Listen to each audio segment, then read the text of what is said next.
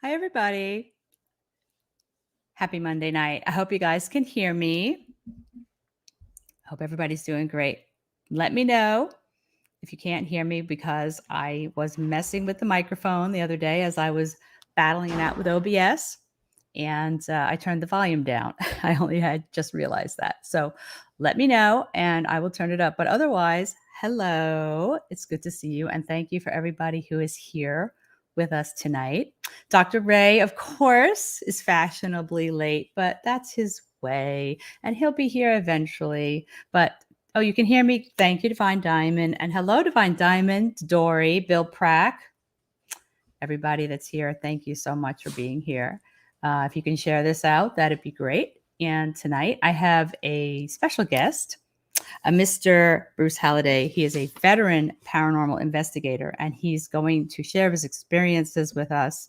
And we're going to discuss who he believes we're talking to when we are doing a ghost box session, who's on the other side, and who is coming through. But first, I know I speak for Ray and I speak for myself, of course, when I say we want to send out and express our support for everybody who's going through it right now in Louisiana, and Mississippi is getting whacked with Hurricane Ida. It's terrible. I've been watching the live feeds. It's really, really bad. And just hoping that they get all the help they need and that as many people as possible are safe. They're going through it. And I also have to say hi to my dad. Hi, Dad. I love you. My dad watches these live streams, and I forgot last week. I felt really bad. So I'm going to say hi to my dad. Hey, Derek. Thank you for coming. It's good to see you. Thank you for joining us tonight. And before I bring on Bruce, later tonight, about 10 o'clock, I have another video from the Conjuring House that will go live. So check that out if you get a chance. I did a total of 4 ghost box sessions when I was there. This is the second of them, and this is a good one too. So definitely check that out. So yes, Dory, it is. It's heartbreaking. I've been watching the live feeds. People are very brave or out in it, but crazy. So anyway, without further ado, I'm going to bring on Mr. Halliday because I'm looking forward to having a chat with him and asking him a whole bunch of questions. So hello, Bruce. Hello, Cynthia. How are you? How you doing? Good. Thank you so much for coming on. I really appreciate it. Welcome. You're welcome. No problem. I have a whole bunch of questions that I've wanted to ask you for so long, and I didn't want to blow up your Facebook Messenger, so I thought Yeah.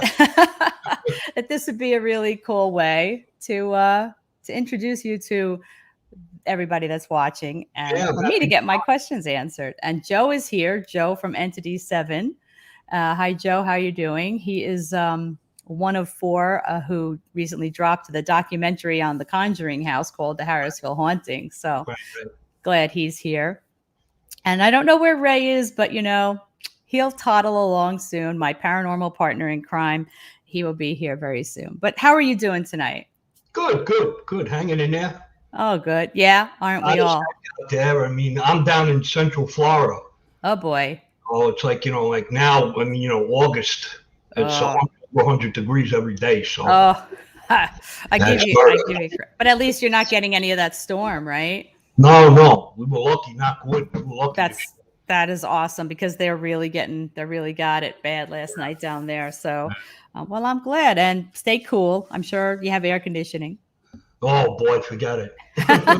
You couldn't live without it, right? No, you couldn't live without definitely not. Definitely not. Well, I'm glad you're here. I want to ask you a question. Where'd you get this fancy frame that goes in the video here? I was fighting again with OBS the other night, and I'm not using OBS right now. And I've been going back and forth with Joe trying to figure out how to use OBS. And in the midst of all doing that, I don't know. I wanted to make myself feel better, so I just made this frame on Canva, and here it is. Very nice. Thank you. Steve Holte and myself used to have a radio show. Yes. And, we used StreamYard to broadcast, and we never had anything fancy like that. Well, you can do it. It's actually you just make the frame with a transparent background, and then you add it as an overlay. Shows you how tech savvy we are, right? Well, if you say enough bad words to your computer, eventually you Yeah, get right, something out of it. Yeah. That's what I've found. Anyway, I'm really glad you're here because I know that I believe you have been around the paranormal for a very long time. Yeah, over Correct? 20 years now, yeah. How many? Over 20. Oh my gosh. So what got you started in the paranormal? Well, it's a funny story. I mean, everybody tells a story. Oh, when I was young, I had a paranormal experience. I saw a ghost. I heard noises in my room. There was something under my bed. That same old jazz. Yeah. I was watching a movie called White Noise. Oh yeah. What was his name? I think not Tom Hanks. Michael Keaton, maybe. Okay. Oh, maybe. I vaguely remember that. I can't remember who the star was. The same guy that played Beetlejuice. Yes, that's him, Michael Keaton. Michael Keaton. So I watched this movie, and at the end of the movie, there was a woman that gave a short explanation of how you could do EVP, right? Oh. So, have you ever seen the movie? I don't remember. I mean, that's got to be a long time ago. I remember the name of it. Yeah, if you get a chance, watch it. It's pretty good. Believe it or not, I don't like scary movies. Well, it's not. It's not really that scary. It's about a guy that lost his wife. Oh. And okay. he gets in. He through circumstances gets in touch with this guy that does EVP, and the guy teaches him how to do it, and eventually he gets to contact his wife. But at the end, there's some negative entities that come through that give him a problem, and it turns into a whole thing. But it's not like a horror movie, Oh, I have to watch it. Oh my god! Yeah, it's pretty good. It's pretty good. Anyway, I watched this movie and I listened to this woman at the end, and I said, you know what? I said, I'm going to try this. I got a tape recorder. What can I lose? So I had one of those old cassette tape recorders. And my wife was working about an hour away from the house at the time. Mm-hmm. And I used to go and pick her up. I drive. She didn't drive, so I drove her to work, and then I would pick her up in the afternoon. So when I went to pick her up in the afternoon, I said, I'm going to place this recorder in my bedroom and let it run while I'm gone. Okay. Right? So that's what I did. I started the recorder, I put it in the bedroom, and I shut the bedroom door, and I left the house. Now, I was in the middle, not in the middle of nowhere, but I had property around me. I had no neighbors, there was no kids running around where there would be ambient voices from outside, stuff like that. No animals in the house that would make any noise, that would do anything to interfere with the recording. So when I came back, I actually forgot all about it. It actually ran the tape out. I forgot that I had it there. And when I discovered the recorder again, I said, oh boy, I got to listen to this tape. I said, this is going to be a pain in the neck listening to this static noise for, I think the tape was like an hour and a half. Oh my gosh. And I said, well, I did it. I might as well listen to it. So the next day I go to a quiet, I had a little man cave down. I had a finished basement in the house. I had a little man cave down there. So I went down there, I sat down there, and I put this tape on, and I listened to this tape. And about 15 minutes into the tape, I was just starting to get completely bored and say, this is nonsense, to heck with this, and walk away. And I heard a voice. I heard a voice come through the static, right? Now, it wasn't like a Class A EVP where you could understand it immediately. Of course, it was buried in white noise. Mm-hmm. So what I did was I don't know why I didn't use this to begin with, but I had a small digital recorder. They had just come out with them, right? Yep. So I recorded the recording, that section of the recording where I heard those voices, and I transferred it onto the computer. Mm-hmm. And I went, I listened to it with headphones on and went over it. And finally, I determined that what it said was, does he want this open? Now, to me, what could that possibly mean? Right. You know what I mean? Like I said to myself, what could that mean? Does he want this open? Now, in my home, my wife was a fanatic. Her father was a fireman.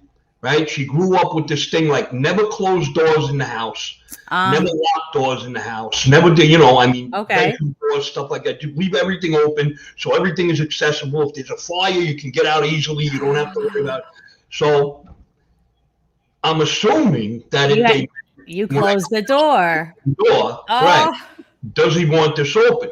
Oh. So that had just, never mind what it said, just the fact that it said anything. Yeah. In the middle of that, all that white noise was, and it was apparent that it wasn't ambient noise from anywhere. It was apparent that it was, it was placed right on the recorder. Do you still have that recording? No, a matter of fact, it's a shame because I'll tell you how stupid I am. I'm lazy, right? So I had thousands of files on my computer, my old computer, right? And there was a surge or something like that, and it burnt out the whole computer. I lost everything.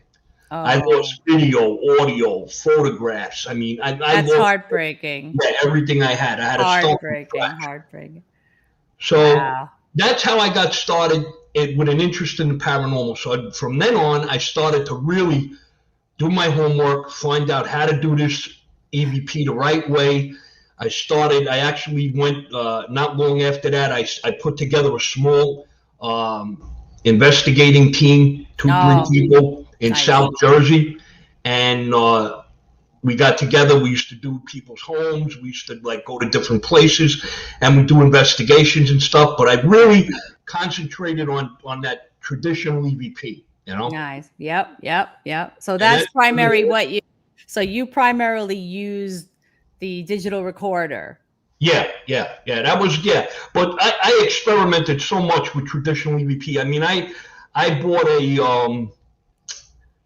what the hell's the name? It's not a Tesla coil. It's like a Tesla coil. It generates electromagnetic energy. And if you touch it, you'll see little sparks will come to you. Like if you put your hand near it, you'll see little sparks of electricity will come to your hands and stuff like that. It creates static electricity, right? So I buy one of these to flood the room with EMF energy, with electrical energy, so that would give them a boost. Because that's people that they use that to place the messages.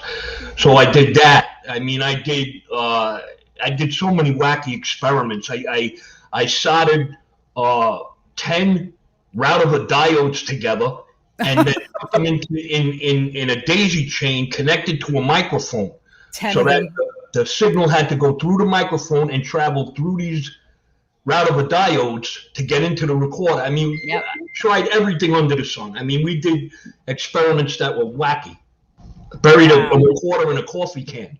I put it in a coffee can and buried it. You made yourself a what's it called? A Faraday can.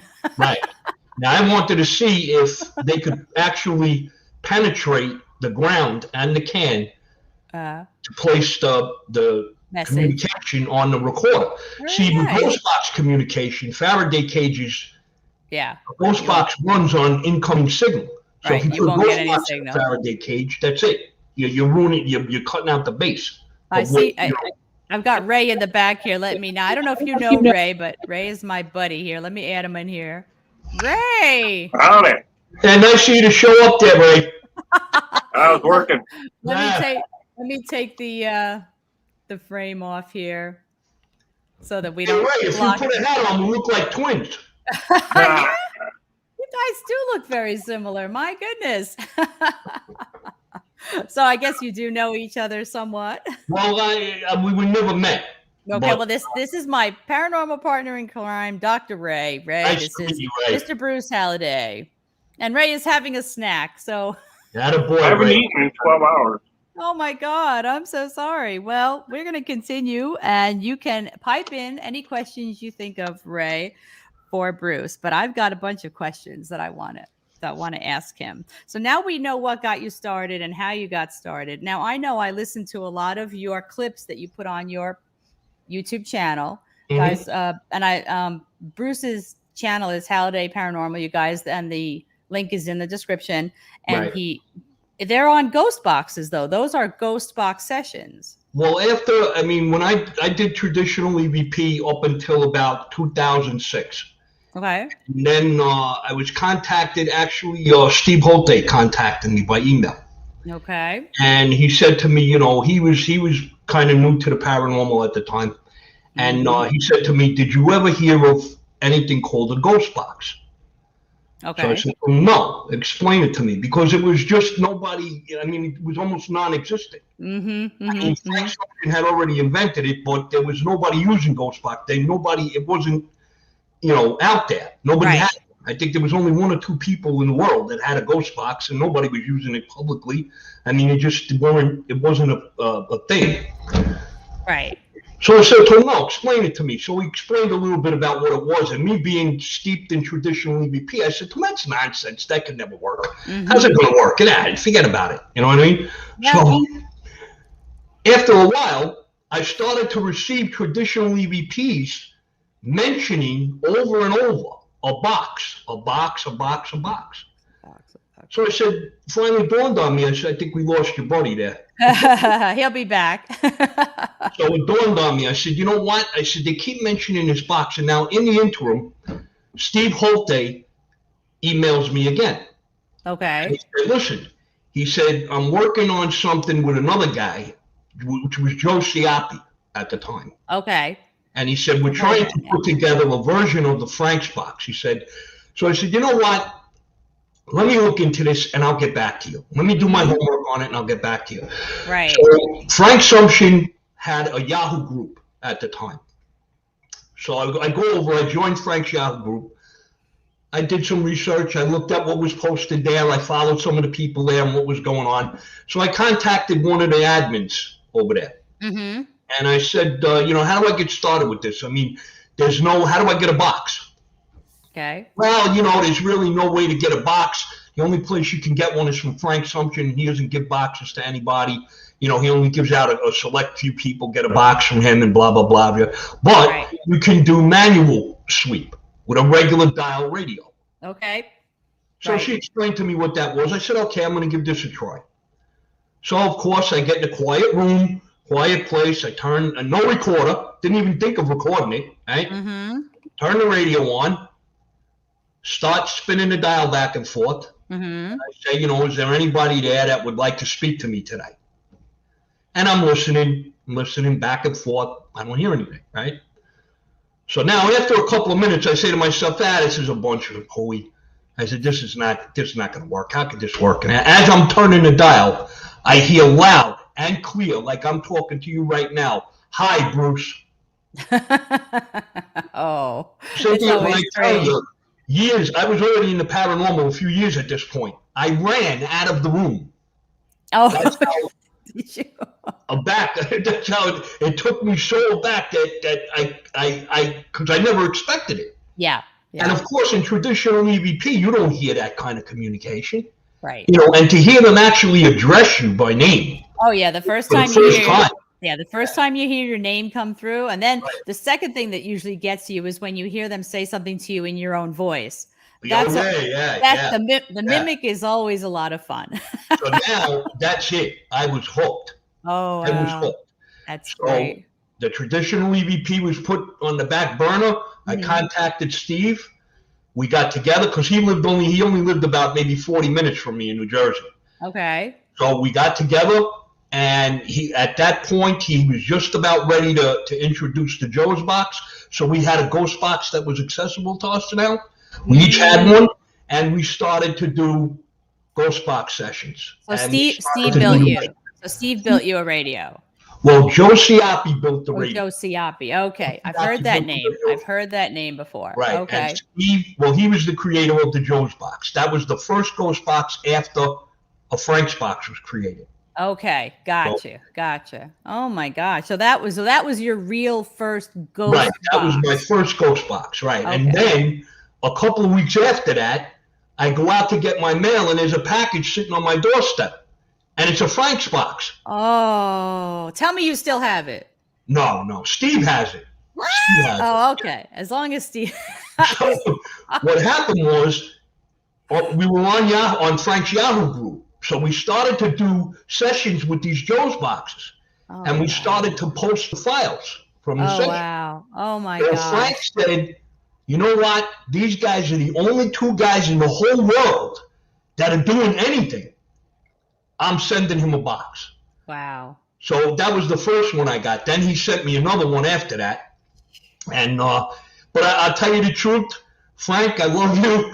He actually comes through to me on the Does box. he? from Does time to he? time. Yeah, I just actually a couple of sessions ago, Wow. one day last week, I actually posted the video on YouTube Oh, where my he came goodness. through and he said his full name as clear as a bell. Oh, that's awesome. That's So awesome. So you guys really were the beginning then. yeah, me and Steve were the beginning. I mean, Christopher Moon had a box. There had a Frank's box. There was a couple other people that had Frank's boxes, but they weren't doing anything with them. Chris Moon used to do like live events. Mm-hmm. You know, he would go to an event or go to an investigation, and he would use the box there. But nobody was doing any research. Nobody was trying to figure out the who's, what's, where's, when's, why's. How is it working? Why is it working? What can we do to make it better? Well, it was so new. You know, Yeah, it was so right. new. And I read the book. I read the book about Frank Sumption. And I know what I read in the book was that he would get frustrated with people that wanted to just get boxes from him and then try to sell forget them it. to other people. He used to call me up and he would be livid. Aw. You believe this guy? Yeah. This guy could never stand me, never said 2 words to me. Now he's my best friend. He's looking for a box, you know. Because he wanted a box. Yep, yep. Well, that's really interesting that you guys were like the alpha. You were the beginning of it. And it's so prevalent now that it's become, I mean, we have paranormal celebrities now, you know, in Hollywood. But I want to ask you, when all that you've done you've done the EVPs, you've done the ghost boxes, and it's been all these years, who do you think we're talking to when we speak to them? And how do you think they're communicating with us? Well, we're definitely, we definitely have communication with the disembodied spirits of human beings that once lived in the physical. So they're people, but are there others? Right. That's a guarantee. That I could guarantee you. That I could guarantee you. But, yeah. There's schools of thought out there that pertain to alien communication. Okay. Communication from interdimensional beings. Communication in the different time. The past, the future, people that are communicating from the past or the future. Okay. Yeah. You know, there's quite a bit of conjecture out there about who else we're communicating with. Well, it's a question I ask a lot when I do sessions is, were you ever a living human being? Because I get the impression that some of them never were. Well, entities that never were human. Well, at some point, I mean, I've had communication from entities that, you know, I asked them, you know, when did you die? What era did you live in? Right. How old were you when you died? And they don't, either they give no answer or a vague answer. That leads me to believe that they are old souls. You know what I mean? Right. Like, I've done research into that question. Not that specific question, but in that area. Right. And what I gleaned from that research was that when you first cross over, when a soul first crosses over to the spirit world, their physical life is fresh in their mind, in their consciousness. Okay, and that makes they're sense. attached to it, right? Right. As their time in spirit form goes by, they move to higher planes of spiritual existence, and the memories of their physical life actually fade away. Okay. They become pure spirit. Whereas in the beginning, we still carry physical attributes and physical consciousness that keeps us more or less stationary, right? It keeps us solidified when we first because it's all they knew, you know, and exactly. It gives us an anchor point. If they're moving into higher realms, then do you think that as they get up, we lose contact with them? Well, we definitely lose contact with them. We definitely do. I found out that there's the first 2 levels of the spirit world. When we first get there, we're on the first level. I call it boot camp, right? And it's the first level. It's where we learn, where we learn to accept that we're no longer in the physical. We actually learn how to become spirits, how to act and think and live as spiritual beings. And then there's the next level that we go to where we take on tasks. You can work. You can actually work, not physical work as we think of it, like digging a ditch or being a fireman or a cop or something like that, but spiritual work. That they have on that, like take a technician, for instance. Well, and I want to ask you about the technicians, which, people watching may not understand, but that's definitely something I want to ask you about, because I know you're talking about the different levels, but the technicians is something that I know that I have asked you about in Messenger before.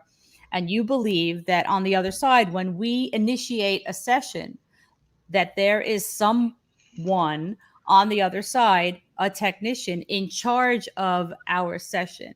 And I wanted to ask you about, like, who do you think these technicians are? Well, I have the same 2 technicians today that I've had since the day I started. Okay. So, one's a male, one's a female. Okay. The male's name is Mike. The female's name is Lisa. They're at every day. They oversee every single ghost box session that I've ever done, and that I will ever do. Now, here's an interesting comment. Andrew says there are different levels in the spirit world. My dad holds a high position on the other side. Be interested to know how you know that, and maybe you've done your own sessions. Might have to have more of a conversation with Andrew. But if they move into different levels on the other side, the technicians are perhaps those from that working level. Right. Well, the technicians, see, a technician is, there's a lot entailed in a ghost box session because it's a live communication session. Mm-hmm. There's an actual live link between us and the spirit world, between the physical and the spirit world. Okay. The ghost box actually opens up a portal to allow the exchange of energy back and forth. That's how the communication is sent and received. That's how they receive our communication, how they hear us, and how we receive communication. They're able to manipulate the sweep of the box. Do you think it's just the box, or do you think that it involves our energy as well? Oh, it definitely involves our energy. Absolutely. I think that, yeah. Involved, there would be no communication. Just turning on a radio, Right. You need that physical energy connection. Okay. Because if that was the case, you would turn on your car radio to listen to music and get nothing but spirit voices continuously. Well, it's very interesting because recently, I don't know if you know Eric from Epic Paranormal, he was on his way to a location, mm-hmm. and he and his girlfriend were in the car, and that actually happened, and something quite ribald came through, but all of a sudden this voice came through and said this word. He's spoken. They're definitely capable of doing that. I mean, it would be a very good connection, though. So his energy is always up. If they didn't need that connection with our energy, they would and could just randomly send communication. Your television and radios and any audible communication device would have nothing but spirits jabbering on it constantly. Right. That would be interesting. Right. I mean, it would have a free reign. But, and I just want everybody to know, everything that I'm saying here, everything that I say, the information that I give out has been formulated over years and years and years of serious research and experience. It's not just off the top of my head. Right. Everything, all the opinions I've written tons of articles. I've formulated most of the working theories and protocols for ghost box communication. Now, where are these articles that you've written? What were you? They were published all over. Right now there's a paranormal website that's been publishing my articles. I haven't written one for a while. This was, matter of fact, it's been a good 10 years since I've written an article, because I just haven't, I covered most of the information. You know what I mean? So to continue to write articles would be redundant, Right. I had a spirit manipulate. Can I read today? I had a spirit manipulate maps you mean the map app, Dory? I mean, that wouldn't surprise me, but that's something electronic, perhaps trying to lead you somewhere else. Very interesting. People have these stories. Andrew, again, I think I'm going to have Andrew on one day to talk to. He's got a lot of interesting stories. I was in the hospital last year. All the spirits that came by to visit me in the hospital, Dad wasn't having it. He blew up on the other side. And that's very interesting, because when you talk about the technicians running a session, one of the questions that I always ask is, are you allowed to talk to me? What are you allowed to say? And I have had sessions where I'm having communication, and then this very deep voice would came through in one session and said, don't talk to her. And mean. Mm-hmm. And so, not necessarily mean, but strict.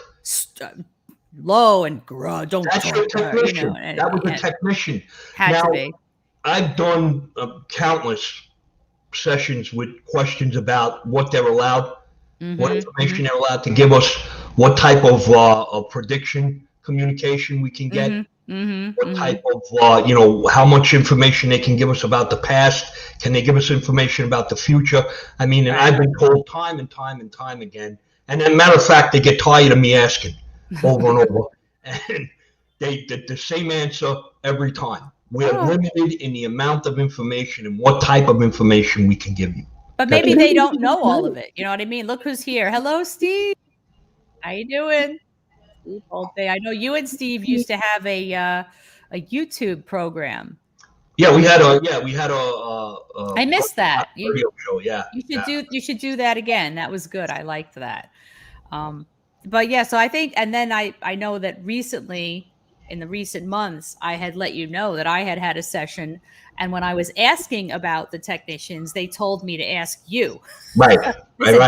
Bruce can tell you, and so that's how I started corresponding with you. Yeah, you actually posted the audio from that, right? Yeah, I did. But they literally said, either Bruce can tell you or ask Bruce or something like that. What's funny, Cynthia, is that you know how many messages I get that say, I had my ghost box on, or I had my SB7 on, or I had or whatever the case may be, and all they kept saying was Bruce this, Bruce that, Bruce, but you got to remember, I do at least a minimum 15-minute session every single day. Okay. 365 days a year for the past 15 years. Oh, wow. So, my connection with them is very solid, very strong. Wow. You know what I mean? So yeah, well, they sent me to you. Well, I hope the answer I gave you was sufficient. Yeah, it was. But how do you think they communicate with us? We turn on a radio, we're listening, we're recording, we have all this equipment. How do you think? You want the textbook answer? No, I want your answer. Okay. I explained, I put this down on paper way back in the beginning. Okay. And it's just a generic answer for how we believe they're communicating. Mm-hmm. An entity, no matter where they're from, whether they're a spirit entity, an alien, whatever the case may be, whoever's communicating through that ghost box uses the fragments of sound that are produced by the ghost box sweep, which is produced by the ghost box sweeping the dial, the radio bands, and breaking down the broadcast sound into small fragments. The entities will use those small fragments to piece together words of communication that are in turn sent through the speaker of the ghost box. And that's how we are able to hear them live in real time as it's happening. So that's basically how they're communicating. I often ask them, can you see me? Are you near me? Or can you only hear me? And no, they absolutely can see you. They can, it doesn't have to be an entity that's, they don't have to be near. I get that question a lot. Mm-hmm. Can I only communicate with spirits that are in my house? or in the location where I am. Or that, no, absolutely not. You can communicate. I mean, the majority of communication comes from entities that are on the other side. Mm-hmm. It's actually very rare that you communicate with an entity that is earthbound, that would be in your location or in your home. Okay. They're not in abundance. Okay. I mean, there's not a billion spirits roaming the earth. You know what I mean? I mean, there are earthbound spirits. There are spirits that are grounded here for one reason or another, but they're not. It's not like there's a stadium full of them. You know what I mean? But so they're out. So they're out there in their realms, and obviously the lower realms are. And we start a ghost box session, and I try to work this out in my head. Like they hear us, and so they hone in on us, and they use our energy and the energy in the boxes, etc. And they decide to come and speak with us. Basically. They decide to come. A ghost box, like I said, opens up a portal.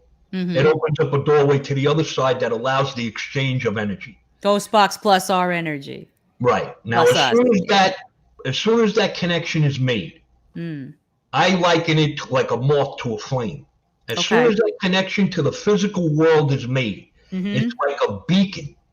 It attracts those spirits right to the point where that connection is. Right to the point where that connection is made, where that opening to the physical world is. That's why there's a lot of times where I'll get a ton of communication that steps on each other. And the technician, that's another time the technician steps in. He keeps order, one at a time. You know what I mean? Like he'll keep order. He'll stop the chaos, like from it becoming chaotic where you wouldn't be able to understand anything because there's too many people yelling at one time, you know? Right. We make a joke every now and again when we're kidding around about messages that we get, you know, and we'll say, you know, how ridiculous is it? We'll ask, you know, like, can you tell me your name? And you'll get the answer, chocolate cake. You know? Why would they say that's a good name? why would they waste their time sending a message like that? And the thing is, you have to understand. Yeah. When they realize that there's that connection to the physical world and they can actually get a message across to the physical world, they're going to blurt out whatever's the most important to them at that moment. Just so they can hear, you can hear them. Exactly. Just hear me. Right. To get that message through to the physical world, hoping that it fills on the ears they want it to, most likely not, but they'll blurt out whatever message that's strongest to them to get through. So it doesn't pertain to your question or your topic or whatever you're talking about in the session, but that spirit that sent it, that was the most important thing to them. Yeah. And if you do hear it live, the best thing to do is to acknowledge it and let them know that you heard it. You know what I mean? Yeah, I hate when I do a session and then I go back and listen and I've missed something so important. And I did one session and it was back when I was doing literally a session with my SB7 and a karaoke machine that I have.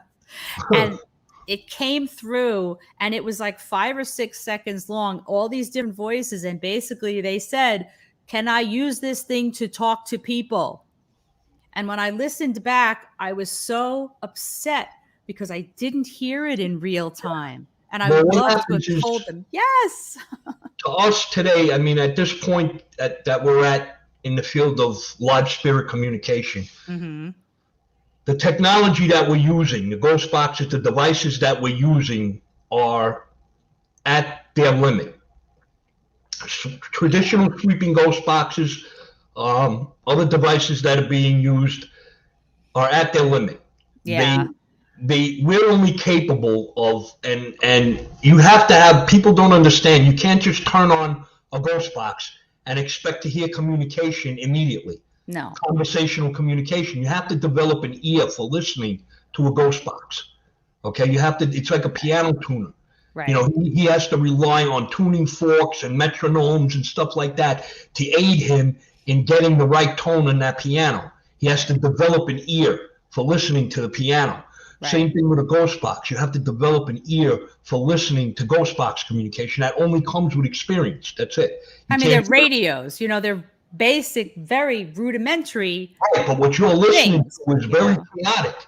It's very jumbled and chaotic. And for your mind See, what happens is your subconscious mind is actually trying to make order out of that chaos. Always. So in the interim of your subconscious mind trying to do that, you're actually missing communication that comes through. And it comes through at such a fast pace that we're not accustomed to listening to that speed of cadence in human speech.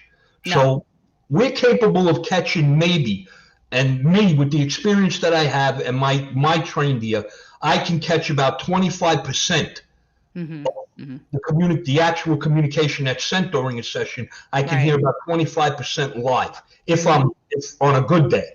And that's why we have to listen back to it later, and we slow it down. We listen to it over and over and over again. And I don't have audio chops. Like, I don't use Audacity. I just don't know how. I can turn the volume up. Right. And and maybe put a band pass filter to quiet it a little. Don't ever use any filters. I can't do any. It's only That's I can't.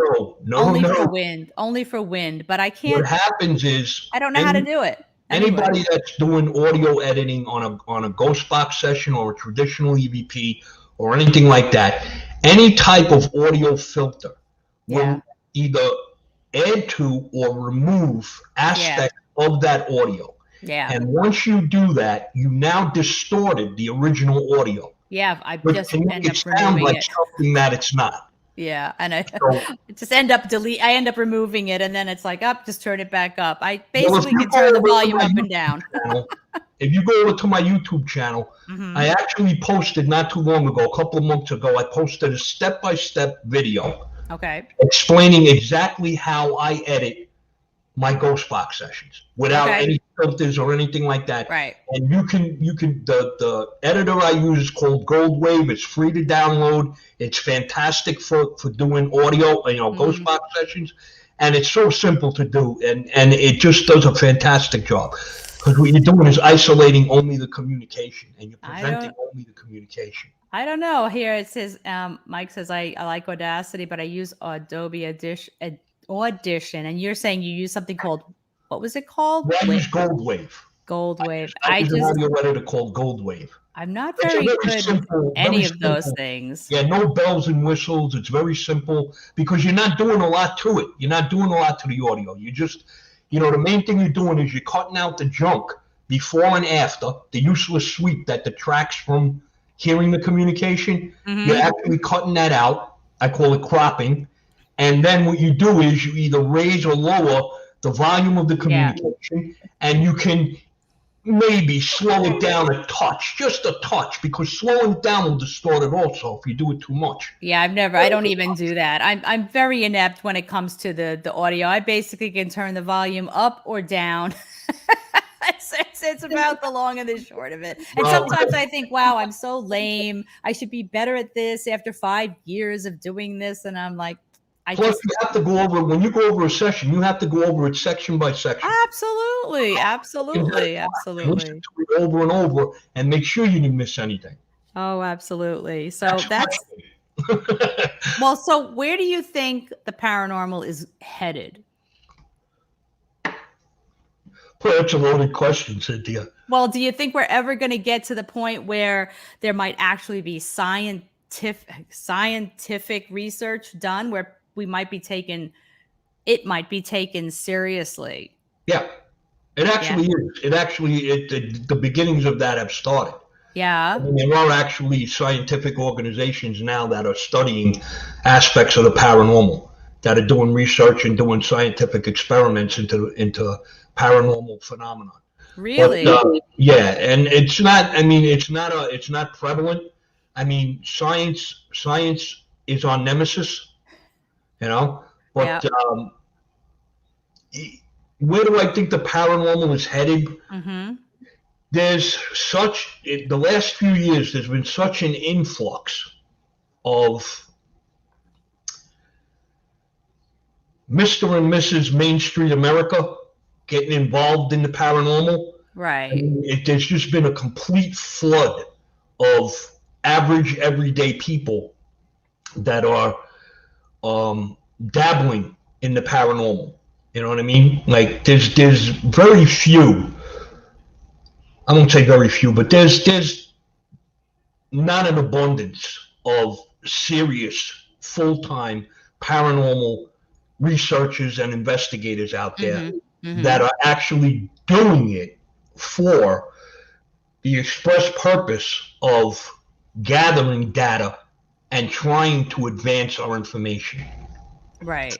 A lot of people watch these paranormal TV shows and, ghost adventures, ghost hunters, the Ghost Brothers, and they think that that's what paranormal investigation is. Right. So they watch the show, they get a bug, they run out, they buy themselves an EMF detector, a temperature gun, a digital recorder, and they use their phone as a video camera, and they go and they pay to go to one of these, supposedly haunted locations, and they just start mimicking what they've seen on television. Yeah. And they don't have, and people go out, they don't do any homework, they don't do any research, they don't learn, what they're supposed to be doing. Right. That's why I see a lot of people, a lot of us, I won't say a lot of us, a few of us old timers that have been talking lately. We've been trying to come up with a way to bring back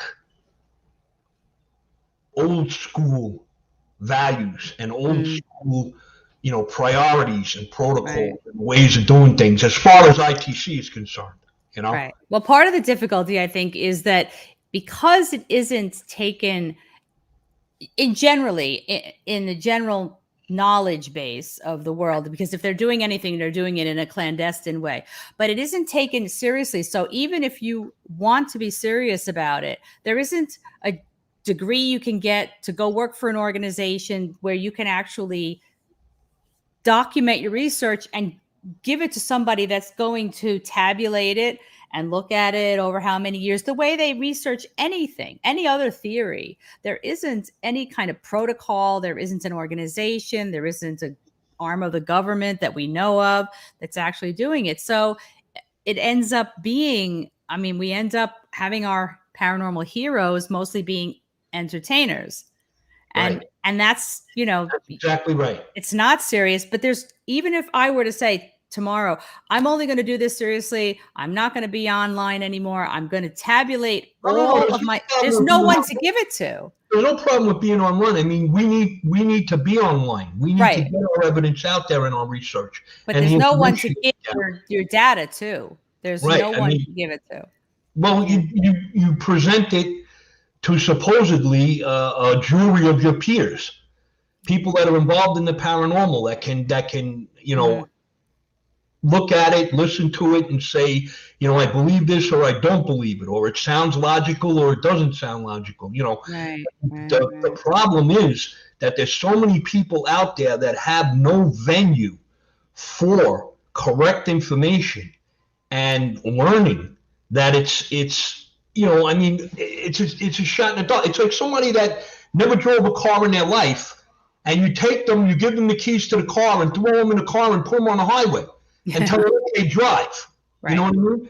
Right. It's not, they don't have any basis, no knowledge, no basic foundation to build on. So they go in different wrong directions, Right. But we're trying to, I'm fighting every day trying to correct that. I reach out to people. I give them as much help as I can. I try to, I started a Yahoo group, for Ghost Box communication, learning and education, live spirit communication. I think aren't you a member? I sent you Is it a Yahoo group or Facebook group? Oh, Facebook. Oh, I'm on I'm Facebook. Yeah.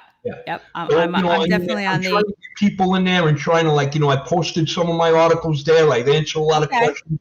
I comment on people's stuff and have them ask questions. I get a ton of messages in Facebook Messenger every day of people asking questions and wanting direction on how to do Ghost Box sessions, and where to get a Ghost Box, what to get, how to do. It's actually a full-time job, but it's worth it. You know what I mean? Like if I can put one person on the right track and have them do it the right way, because if you do it the right way, you're going to the rewards are going to be right. The evidence that you gather and present is going to be authentic. It's not going to be, something willy-nilly that, Right. I look at Facebook every day. I see 1,000 people that posted pictures of orbs. Oh. You know what I mean? And I say to myself, what's going on? You know what I mean? Like, how could you possibly? I don't know. I hate to elaborate on it because I then know. it's probably condescending. You know what I mean? I came at it because I've only been doing this online thing for 5 years, but I came at it as somebody with 50 years of personal paranormal experiences. Right. Some positive, many negative. That's a pretty good trick, being you're only 39. Yeah. Sure I am. You betcha. But do you think that even if somebody has never had a paranormal experience of their own, that they could actually learn to have a successful communication with the spirit world? Yeah, absolutely. No doubt about it. If they're willing and they're sincere and they're willing to, to make the effort, absolutely. You don't need any prior paranormal experience. You don't need any to have had any paranormal experiences in your life. I mean, if you're interested in it and you approach it with good intentions and honest intentions, then it's open to you. They're open to all of us. I mean, we work hard here on this side to get the communication.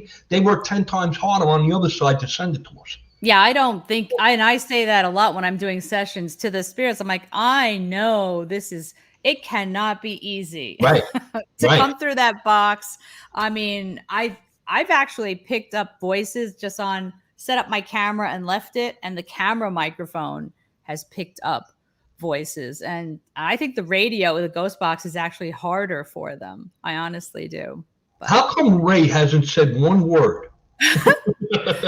Hey, Ray. Are you with us, Ray?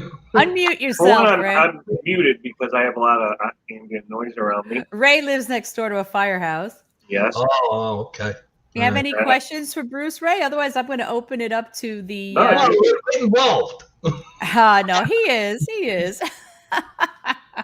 You asked all the good questions. So. I asked all the good. Well, that's because I wrote them down. I know. Preparation.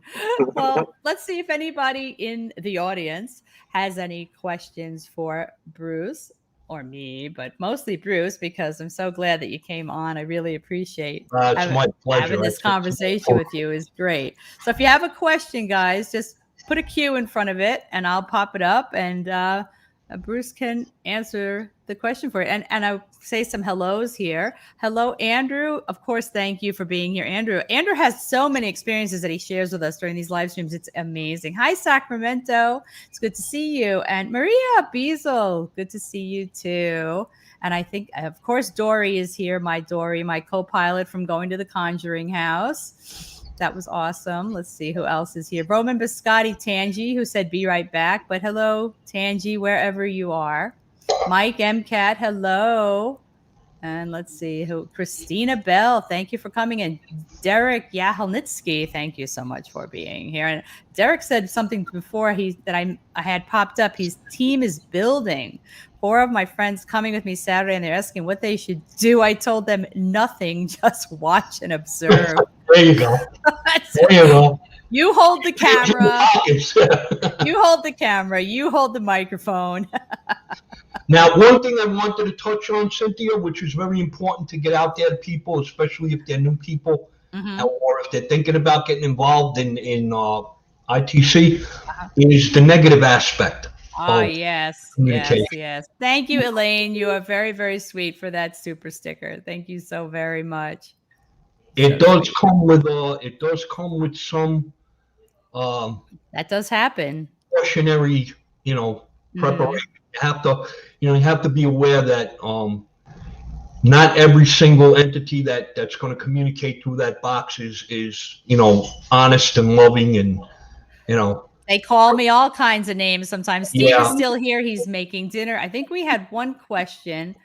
Maria wanted to know what the number 7 is about, and I think she's asking. Okay, Maria. Maria, did you watch my video that I put out today? Actually, Make sure you guys check Bruce's channel.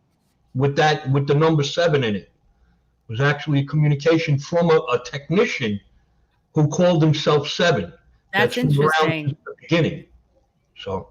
Well, that's interesting because Joe, who was here before, constantly gets a 7 coming through, but doesn't feel like it's positive contact. So that may be why she is asking. There's a technician. There was a technician years ago that worked with us intermittently that called himself 7. When you asked for a name, he would say 7. So that's what we called him. And he actually 2 sessions ago, a couple of days ago, he just came through. At the end of every session, I'll end the session by saying, any other entities that wish to communicate, I'll give you 15 seconds now to send any message you want. Go ahead. Okay. Without asking any questions or anything. Right. He came through. This is 7. Bruce, you know me. It's 7. Oh, wow. So I actually put the video. It's the latest video. I actually posted it today. Wow. It's on my Facebook channel and it's on YouTube. On my YouTube channel. Yeah, and it's loud and clear. Came through loud and clear. And that's, I was kind of surprised to hear from him because I figured he moved on and just went to wherever he was going and just gave up being a technician because I haven't heard from him in years and years. That's interesting. I wish Joe was still here. I'm sure Joe is always doing a million things, but Joe has been having 7 come through. Even when we were all at the Conjuring house, and at one point, I know it's on film, he said to them, by the way, 7 came through again. And 7 keeps coming through. There's a designation for 7 in spirituality and in the paranormal. 7 has to do with, there's actually, people believe that there's a circle. They call themselves a circle of 7. Okay. There's 7 entities on the other side that work with mankind, that work through paranormal means to protect and help mankind and better, communicate with us and stuff like that. There's other, there's biblical references to the number 7. Okay. Unless, see, one of the inherent problems with ghost box communication is that 99% of the messages that we get are interpretational. They'll give us direct answers to questions that we ask, but a lot of the times you'll get a vague answer that you have to interpret the meaning of. Okay. You'll get, like, say, for instance, if I ask the question, can you tell me about COVID, the COVID virus? Anything you can tell me about COVID-19, anything you can tell me about the virus, and they'll say, something like, it's come to pass as time has gone by. You know what I mean? It's not like, COVID will end or COVID will get worse or it's not a correct answer. It's an interpretational answer. Now you sit back and hear that and you say, how do I interpret this? Now, what did they mean? How does it work with the question I asked? How is it relevant? You know what I mean? So the numbers, when you get a number like 7, or you get a repeated communication of a name or something like that, that's not in reference to the topic of your session or the questions that you're asking or the location that you're in, it's interpretational. You have to scratch your head and say, why am I getting this? You can, and usually those communications are the ones we don't hear live. And when we hear them in the recording, it's too late to ask. And that's so frustrating, You know what I mean? So you wait for the next session, bring it up and ask at that point and hope that your technician is available, is knowledgeable to give you an answer. You know what I mean? Is that like speaking in riddles? Like, are they speaking in riddles? And why do you think they would do that? I think that there's a different I think that because there's a different consciousness, because there's a different existence in this world, I think that they view things mentally differently than we do. And when they try to get their point across, they're doing it in a spiritual frame of reference as opposed to our physical reference. It seems like it's a roundabout way, but do you think it's also to get it past the censors, maybe to get it past the technician? They're not going to get anything past them. If it doesn't, if it's not supposed to be sent, we won't receive it. And that's Okay. another reason we have a technician overseeing every session, because they're the gatekeepers. They make sure that the stuff like that doesn't happen. You know Nice. what I mean? Okay. And what they can do also is, I mean, I've had this happen on a number of occasions. I'll get a communication that's loud and clear. I'll hear it live, record it. When I go back to listen to the recording, it's either changed or gone. It's gone. Yeah. You know, so I mean, it's something evidently that I wasn't supposed to hear or wasn't supposed to have, and it was removed from. Oh my goodness. Oh, Right. wait, we have another question here. Do you think they have rules and aren't allowed to answer certain questions? Dory, where have you been, Dory? We covered that like 20 minutes ago. No, we didn't. I ask that question a lot when I do sessions. Are you allowed? And it's a silly question for me to ask, actually, when I think about it afterwards. Are you not allowed to speak to me? Well, if they're not allowed to speak to me, they wouldn't. And then I'll ask them, is there something you're not allowed to tell me? Well, that's like saying, if you're not here, raise your hand. Right. You know, so it's sort of a silly question. Dory, they have very stringent rules on what they can tell us, what type of information, how much information, what it pertains to. It's okay, Dory. I was just teasing you, Dory. Don't let Bruce scare you. That's my Brooklyn sense of humor. Wow. So yeah, they're definitely under stringent regulations as far as what type of information they can send to us. Welcome back, Tangi. Thank you for coming back. Yep. Anybody else? I think Ray's got a question. Who? Ray. I may be a little behind. I'm on the. I'm talking about your partner here. Oh, Ray. I'm here. Go ahead, Ray. I said I think Ray's got a question. Got a question, Ray? Are the technicians like a filter? Yes, absolutely. Yeah, they act as they have such a multitasking job. It's like, I mean, and I've gotten to know my technicians very well. We have a very solid relationship because I have the same two technicians since the day I started. I mean, they've been with me constantly every session I've done, and I've learned a lot about them and a lot from them. Actually, my male technician, Mike, he actually died in the year 1969, right? And he died of a lung issue. Oh, right? wow. The female technician, Lisa, is an old soul. She died in the 1400s. Oh, my gosh. Of the plague. And she's still in the working level. Does that seem fair? You can, well, it's not like they're forced to do anything. Right. Like to go move on or whatever. If they're, if they feel comfortable where they are and they want to stay where they are, that's fine. As far as, I mean, I could even mention reincarnation. I mean, I did a whole session on reincarnation recently, and the information that I gathered from them was that there is such a thing as reincarnation, but we have a choice, and we can come back whenever we want. I mean, you don't have to come back immediately after you leave this physical world out of this body. As far as the working, I feel like that's what I want to do in the afterlife. I don't want to just float around. We have a question. Found the word Zek. Found the word carved in my home. I looked at the word and it was a German prison camp. Can the word mean something? Zek. Why have I heard that word before? I don't know German. I mean, if it was carved in the side of your house. Does anybody know what the word means? Was it physically carved into your side of your house? I mean, was it carved in with a knife or something? Did it look like it was scratched in maybe by something, or maybe someone's initials? I don't know German. I don't know if the word means something. I don't think they experienced time at all. Because well, not recently, a couple months ago, one of my videos got removed from YouTube. Why? Because they said that it was considered not hate speech, but hate related. Oh gosh! But it was pertaining to. I actually had a Nazi soldier. Oh dear! Come through. Oh dear! Yeah. Okay.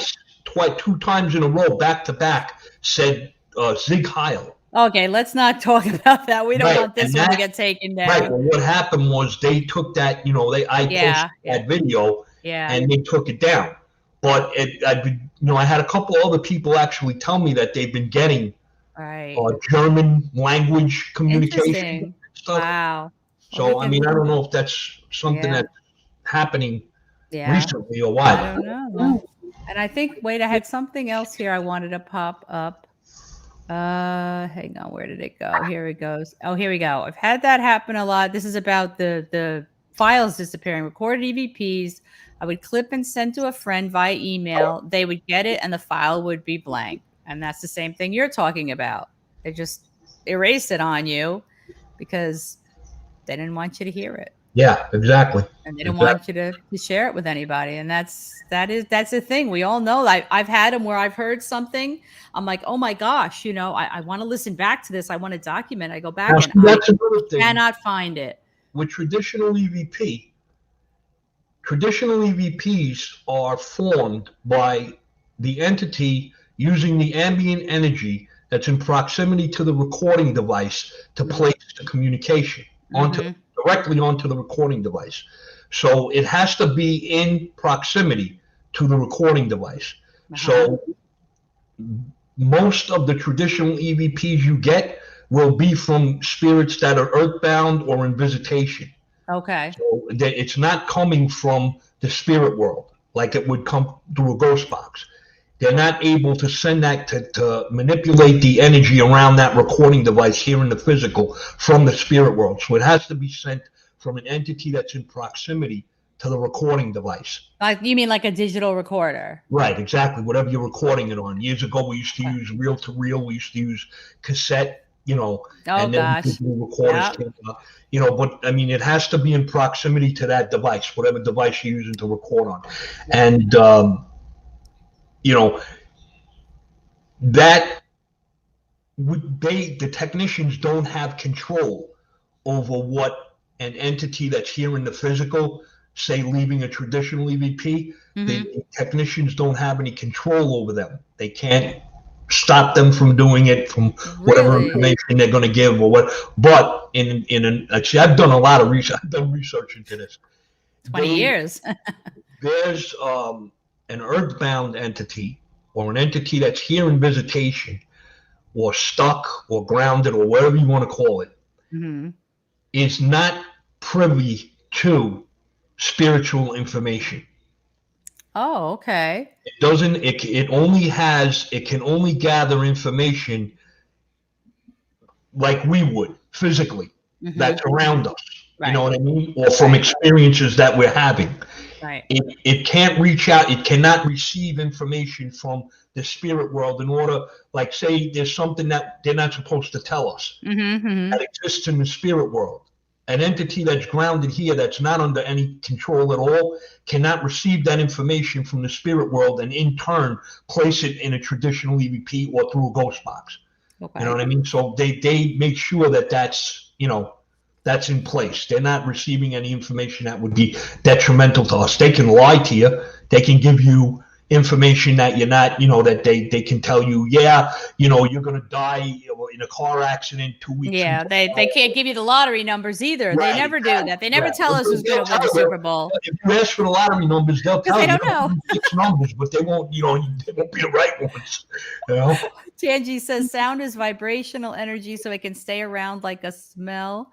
Speech can be heard from the past as if it's present too. And then when we talk about residual hauntings, then that's something that perhaps is repeating in a moment in space and time, space and time together. That can happen on a traditional EVP. It can't happen with a ghost box. Right. Ghost boxes ghost boxes are live communication. Here now. It's being formed and sent immediately at that moment. It's not residual. But traditional EVP recorders can pick up residual audio energy that sound like, Yeah. That residual to me is like a moment stuck, maybe replaying. Yeah. My daughter and I at one point were driving through a condo complex nearby here, and it was broad daylight. And my daughter, poor thing, has had her own experiences. And she said, "Mom, stop." And I said, what? And I'm driving. And she says, "Little boy just ran out in front of the car in his soccer uniform," but there was no little boy there. And she still goes back over and over and over it. She says, "I saw this little boy." And she says, "Do you think it was a spirit?" I said, "I think it was a moment. I think it was a moment for some reason repeating itself, and you caught it because you're sensitive." Right. You know? So and she thought I was going to hit a little boy, but he wasn't really there. Conditions have to come together in order for that to happen? How For many her to see how many it. of the right conditions have to come together for your daughter to see that? I mean, number one, right? She has to have the ability to receive it. That's number one. Number two, it has to be the circumstances have to be perfect. Yeah. In order for her to catch that residual image, it has to be the perfect moment in time. Mm-hmm. You know what I mean? It's amazing when stuff like that happens, because that's really, I mean, that's above and beyond the paranormal experience. That's not even intentional. That's the perfect storm. Everything came together the right way for that to happen. You know? Poor kid. I tell her, don't say I never gave you anything. Well, it's not a curse. It's actually Well, I had some years in my 20s when I thought it wasn't such a pleasant gift. Yeah, well, I guess, a lot of people when they're young or whatever, they don't understand it, or they don't know how to interpret it or how to deal with it. I just didn't know how to shut it off, and then I actually had a psychic help me figure out how to do it. That's good. Where did the question go? What about aliens too? As I've used a spirit box and it has mentioned aliens. That's a whole nother conversation. That's a whole horse of a different color. That's a horse of a whole different color. I can't say. How much time do we have? We have about 5 more minutes. Okay, I'm gonna give you the Reader's Digest version of this. Okay. Okay. I started. I was a big anti-alien communication guy for a long time. Okay. Because if you put together all the instances that have to come into play for physical aliens to communicate with us from anywhere, I mean, from the closest point, it would be eons before any communication would be able to reach us or whatever the case may be. I won't get into all that detail. Unless they're here. Suffice it to say, I did a whole session. I said, I'm going to do a serious session about alien communication. And I prepped my technicians. I told them I was going to do this session, when I was going to do it. I said, get all the information you can gather, get whatever entities you need to bring forward, whatever you need to do, because when I do this session, I want answers. You know what I mean? So I want answers. Yeah. So they had everything prepped and ready, because the second I turned that box on, the answers started coming immediately. So, I mean, I don't know if you've ever seen it online. There's a picture of a crop circle. Okay. And the crop circle consists of the quintessential alien, the one with the big black eyes that would look like the little green alien we see all the time. Little green man. Yep. Right. So it was an image of an alien, and he was holding a disc with lines in it that were reminiscent of a data card. Like, that you would use, like, say, in an old IBM machine or whatever. Oh, gosh, yes. But it was a disc, right?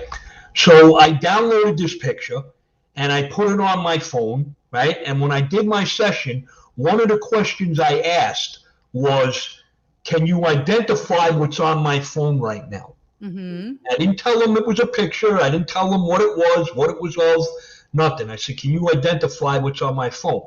Any aliens that can communicate with me, can you identify what I'm showing on my phone right now? And they said, yes, that's us.